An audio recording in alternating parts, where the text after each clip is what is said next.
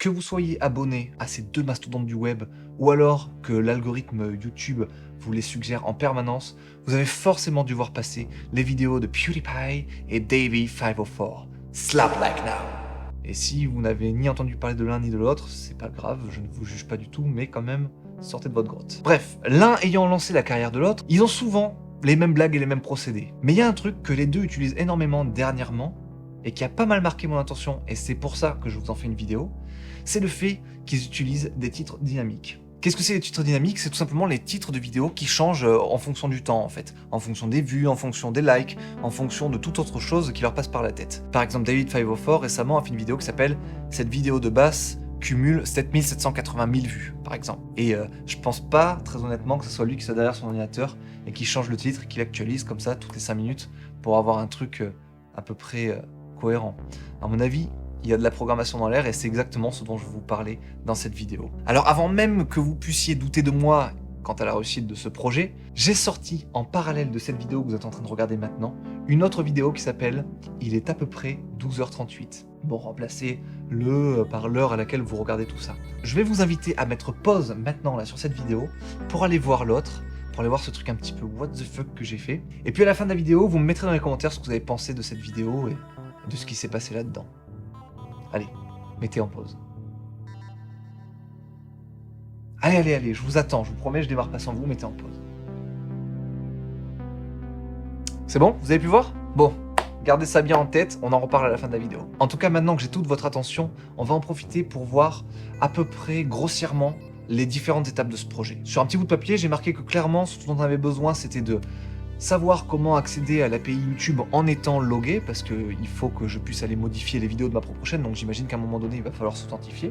Première recherche à faire. Deuxième recherche, c'est de savoir comment on va faire tourner ce script de manière à ce que ça se réactualise et que ça l'appelle toutes les minutes. Ensuite, il va falloir coder tout ça avec...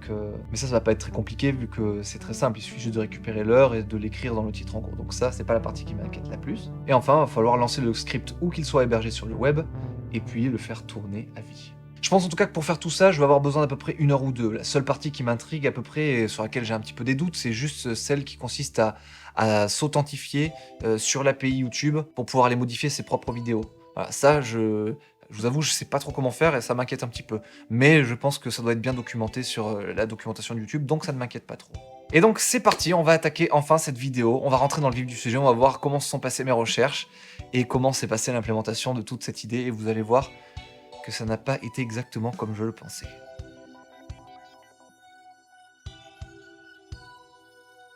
Après quelques recherches rapides sur la documentation de l'API YouTube, je me rends compte que la solution qui va être la plus simple, ça va être peut-être de faire tourner un petit serveur Node.js que je pourrais mettre ensuite sur une instance Heroku quelque part sur le net. Donc on va partir là-dessus. Un petit combo Node.js, Heroku, ça marche bien ensemble, ça a été prouvé de nombreuses fois par le passé. Et ça tombe bien parce que sur la documentation de l'API YouTube, il vous donne un script pour faire tourner l'API authentifiée sur un serveur de Node.js. Exactement ce que je voulais moi et qui était la partie qui m'inquiétait un petit peu. Donc ça tombe bien, c'est bingo banco. La partie la plus compliquée, elle est noir sur blanc, donnée comme ça, donc il n'y a plus qu'à utiliser et puis on va finir le projet en 30 minutes.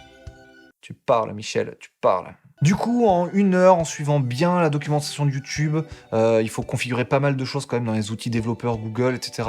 C'est long et fastidieux. Je ne vous mets pas le détail ici parce que c'est vraiment pas très sexy ni intéressant à regarder, mais il faut juste se laisser guider comme ça à travers les différentes étapes et puis vous arrivez quand même très vite à destination. En gros, il faut configurer un écran OAuth, un truc de login, etc. Bref, vous verrez ça dans la doc, c'est pas très important ici. 1 heure plus tard, donc, je peux faire mon premier test. Le test va être très simple. Je prends une de mes vidéos qui existe déjà et je lui rajoute juste un point d'exclamation à la fin du titre. Je mets l'ID de la vidéo dans mon script, je lance, j'appuie sur Entrée et là, patatrac. Je n'ai absolument pas le résultat escompté. À la place, j'ai un bon vieux message d'erreur bien dégueulasse. Et c'est parti, je vous le lis. The API returned an error. Insufficient permission. Bordel, je me suis fait chier à te configurer un accès authentifié pour que tu me fasses pas chier justement avec l'histoire de permission, et tu me fais chier avec l'histoire de permission. YouTube, tu commences déjà à m'emmerder. Mais c'est pas grave, on va s'en sortir. J'étudie un petit peu le truc et je me rends compte au bout d'un moment qu'en fait il y a un problème dans le scope. Dans le scope de mon application, j'aurais dû préciser que je voulais non seulement pouvoir lire mes vidéos, lire les informations de mon compte, mais aussi pouvoir les modifier. Et moi, j'avais pas rajouté cette option de modification dans le scope. Et dans l'exemple que donne YouTube, justement, il n'y a pas Cette possibilité-là, elle n'est pas donnée d'emblée. Donc il faut la rajouter vous-même. Et donc c'est ce que j'ai fait. Je relance mon test une fois que ce truc a été fait. Et là, c'est bon. Je vois bel et bien un point d'exclamation à la fin de mon titre de vidéo. Je vais pas dire que c'est l'émotion de ma life à ce moment-là, mais quand même, c'est assez cool, c'est assez jouissif parce que c'était pour moi la partie qui me semblait la plus compliquée, d'arriver à modifier le titre de la vidéo à distance comme ça. Pas évident, mais c'est bon, on est sur la bonne voie. Donc la partie assez logique sur laquelle on va enchaîner, vous vous doutez bien, c'est celle qui va consister à afficher l'heure qu'on veut dans le titre, à savoir il est exactement 12h37, il est exactement 12h38. Ça, c'est juste formater une chaîne de caractères. Franchement, en JavaScript, c'est assez easy, même si les dates, ça peut être un peu casse-couille par moment, ça reste quand même assez trivial. Donc je l'ai fait très rapidement, et bien entendu, ça a marché du premier coup. Mais si ça n'avait pas marché du premier coup, j'aurais eu un peu le seum quand même, je vais pas vous mentir. Me reste alors plus qu'à envoyer tout ça sur un serveur qui va faire tourner ce script en boucle toute la vie. Parce qu'évidemment, moi, si je continue de faire tourner ce script sur mon ordinateur, à partir du moment où je le ferme, que je le coupe d'internet ou qu'il s'éteint ou quoi que ce soit, le script ne tourne plus et le titre de la vidéo du coup n'est plus à jour. Et du coup, vous venez dans les commentaires pour me dire Benjamin, t'es chiant, tu dis qu'il est 12h37 alors qu'il est 18h22. Et vous aurez tout à fait raison. Mais c'est pour éviter ce genre de commentaires que j'envoie mon code sur un serveur et que tout va bien se passer. C'est censé bien se passer, mais vous savez ce que c'est le net. Je lance le script une première fois pour voir comment ça tourne. Il est à peu près 1h30 du matin en France. Et là, sur ma vidéo, il y a marqué, il est exactement 19h30. Ah non, désolé, il n'est pas 19h30, il est 1h30. Je le sais parce que je vois l'heure sur mon ordi, il est 1h30. Qu'est-ce qui se passe? C'est que les serveurs Heroku, ils sont pas forcément en France, eux. Ils sont situés en Nouvelle-Zélande, ils sont situés à droite à gauche dans le monde, mais ils sont pas forcément en France. Donc du coup, il va me falloir adapter un tout petit peu le script de manière à ce que je prenne en compte la time zone et que je précise bien qu'on est en Europe, Paris, pour avoir l'heure du coin et non pas l'heure de la Nouvelle-Zélande dont je n'en ai rien à cirer. Je fais ces quelques modifs, je relance le serveur sur Heroku, tout à l'heure en ordre, l'heure qui est affichée est la bonne sur ma vidéo, c'est bon, je suis content. Il me reste plus qu'à me coucher et vérifier au lendemain matin que tout est en règle. Et là, vous imaginez bien que bien sûr que non, rien n'est en règle. Rien n'est en règle parce que YouTube, tu me fais chier. YouTube, tu me fais chier, les projets, ça se passe jamais bien. J'ai le seum, bordel. Tout va bien. Détendez-vous, prenez place. Benjamin Code, YouTube, c'est moi. Au réveil, je me rends donc compte que le script s'est arrêté 2 heures après que je l'ai lancé. Fait chier. C'est dommage. Moi, j'aimerais qu'il tourne sans jamais s'arrêter. Vous comprenez, le fait qu'il soit arrêté, c'est un échec. Je consiste alors les logs du serveur et là, je me rends compte qu'il y a une erreur. Une erreur un peu fatale qui va devoir me faire changer le titre initial que j'avais prévu pour cette vidéo. En effet, j'avais prévu que ça s'appelle « Il est exactement 12h37 ». Comme vous avez pu le constater maintenant, la vidéo ne s'appelle pas « Il est exactement 12h37 », mais « Il est à peu près 12h37 ». Pourquoi cette approximation? Eh bien, c'est ce que je vais vous expliquer dans la partie qui suit sur les contraintes non anticipées du projet.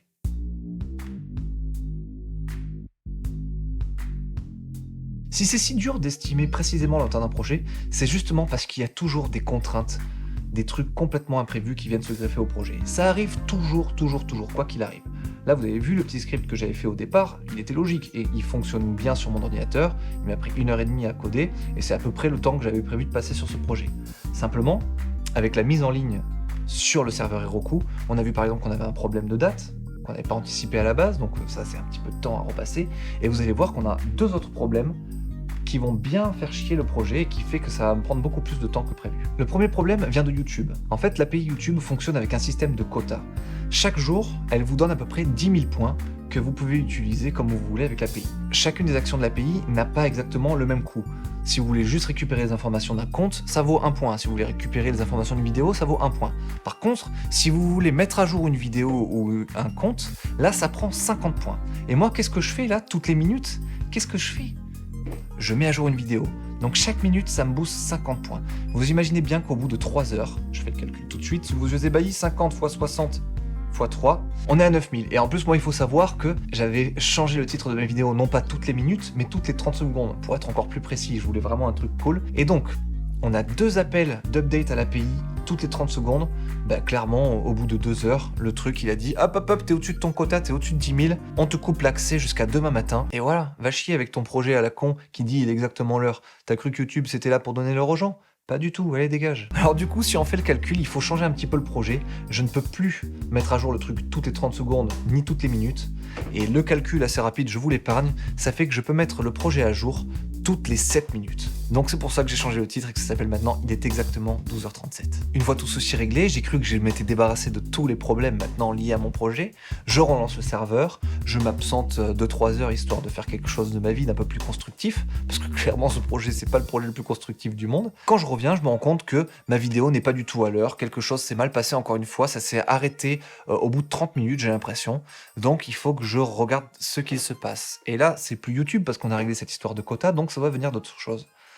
Là, je regarde les logs et je me rends compte d'un message qui dit « Le serveur s'est couché ».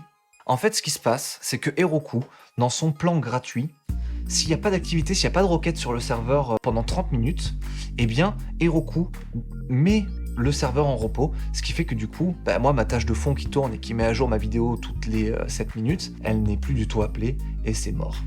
Alors là, je me dis, putain, mais qu'est-ce que c'est chiant. Donc je commence à chercher des solutions pour garder actif mon serveur Heroku tout le temps. Je me dis que je peux programmer un petit robot qui appelle Heroku toutes les 30 minutes comme ça pour le maintenir éveillé.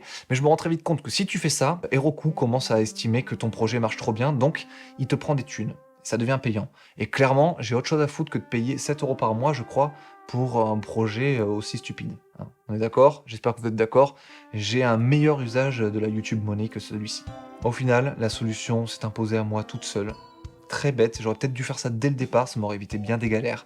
C'est tout simplement de réutiliser le Raspberry Pi que j'avais utilisé pour faire mon compteur YouTube il y a quelques années de cela maintenant. D'ailleurs, regardez ces vidéos, elles sont super intéressantes, il y a de l'électronique et il y a de la menuiserie. C'est deux trucs trop cool que j'ai dû faire pour ce projet.